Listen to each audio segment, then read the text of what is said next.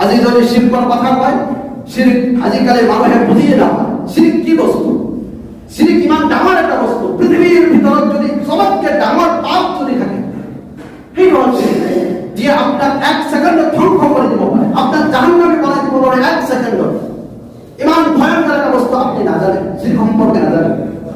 শিরকৰ তুলনাত চুরি করা একো গুনাহ নয়, শিরকৰ তুলনাত মদ খোৱা একো গুনাহ নয়, শিরকৰ তুলনাত হারাম খোৱা, গাহৰি মাংস খোৱা একো গুনাহ নয়।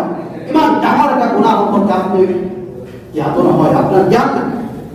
মহতারাম সাহাবীন, আজি মুসলিম সমাজৰ দুৰৱস্থা। সেই কারণে মুসলিম সমাজ জায়গায় জায়গায় সময়ে সময়ে লাঞ্ছিত, বঞ্চিত, অপমানিত হৈ আছে।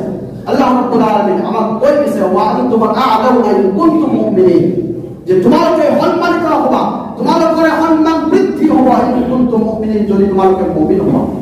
যদি তোমালোকে মুমিন হবা, ইসলামত যদি প্রতিষ্ঠিত থাকা, তেন্তে আল্লাহ রাব্বুল আলামিন তোমালোকৰ সম্মান বঢ়াই দিব। কিন্তু আমি আজি লাঞ্ছিত বঞ্চিত হৈ আছো। আজি মুসলিম হিসাবে পরিচয় দিব আমার লাজ লাগে। কিয় লাজ লাগে? যে মানুহে আমাক অপমানিত কৰিব, আমাক লাঞ্ছিত বঞ্চিত কৰিব। তার মূল কারণ আমি নিজেই।